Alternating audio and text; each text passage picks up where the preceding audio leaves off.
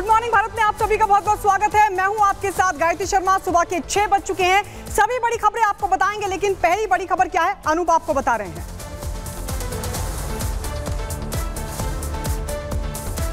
नमस्कार, मैं हूं आप सबके साथ अनूप और खबरों की शुरुआत करेंगे। शुरुआत सबसे पहले हिमाचल की खबर से करते हैं। हिमाचल सरकार में सरकारी कर्मचारियों पर संकट आ गया सैलरी का। और सबसे बड़ी बात कि जो कांग्रेस खटाखट की बात करती थी, वहां हिमाचल में खटाखट खंगाली आ गई और ऐसी नौबत आ गई है। इससे जुड़ी एक रिपोर्ट आप सबको दिखाते हैं, देखिए खास रिपोर्ट। हर महीने खटाखट 8,500 रुपए अंदर।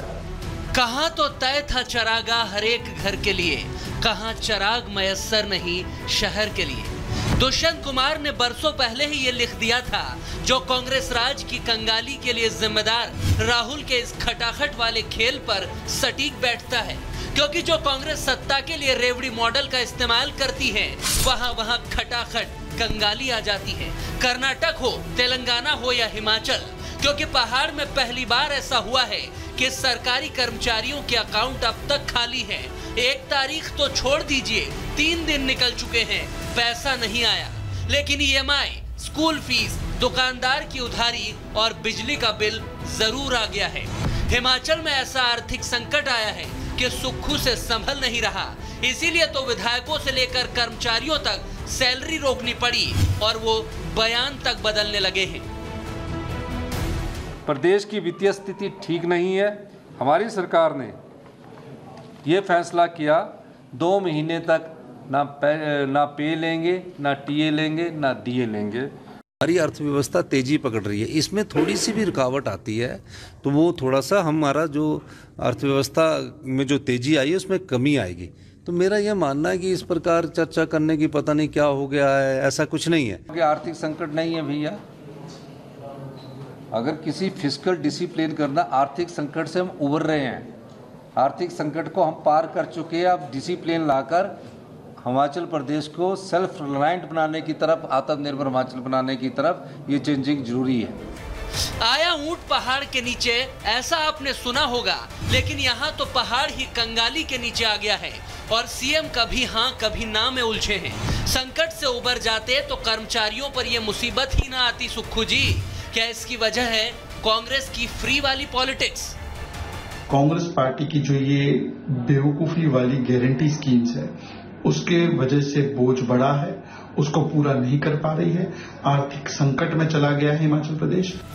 कांग्रेस की सुक्खू सरकार इस मामले में ऐसा घिरी है कि पैसा है नहीं तो दे कहां से, क्योंकि हिमाचल की सरकार को 2000 करोड़ रुपए की जरूरत होती है।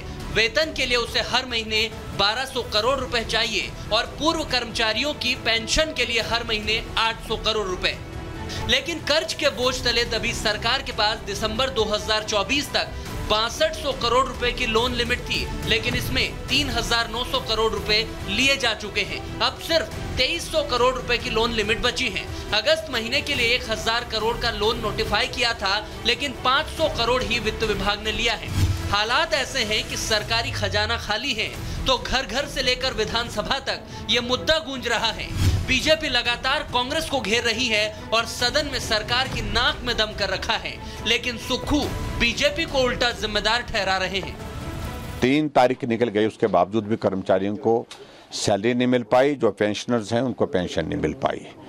और इसका अभिप्राय सीधा हमको समझ लेना चाहिए कि हिमाचल प्रदेश बहुत गंभीर आर्थिक संकट के दौर में से गुजर रहा है। लेकिन फिलहाल हमने विधानसभा के सत्र के दौरान हमने चर्चा के लिए नोटिस दिया है और मुझे पूरा भरोसा है कि उसमें चर्चा करके जो है सारे तथ्य हम सामने रखने की स्थिति में हो पाएंगे। हम जनता को भी बताना चाहते हैं, हिमाचल प्रदेश की 75 लाख जनता को हम बताना चाहते हैं कि वित्तीय कुप्रबंधन क्यों हुआ और कैसे डबल इंजन की सरकार ने जनता के खजाने को लुटा दिया।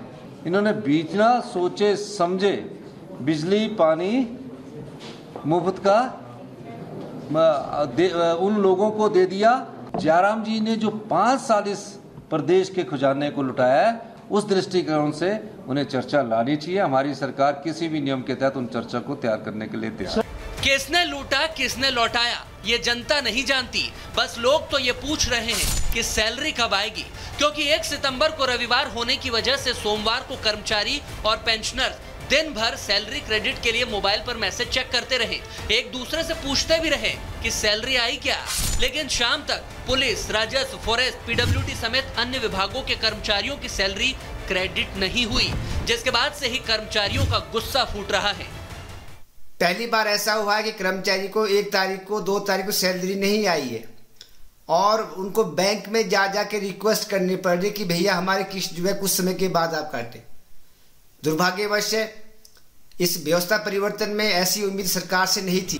अभी तो बस इंतजार है जो शायद 5 सितंबर को खत्म हो जाए, क्योंकि केंद्र से रेवेन्यू डेफिसिट ग्रांट के 520 करोड़ रुपए हिमाचल को मिलने हैं। शायद तब कर्मचारियों की किस्मत का ताला खुल जाए और उनके अकाउंट में पैसा मिल जाए। Bureau report, Republic Bharat.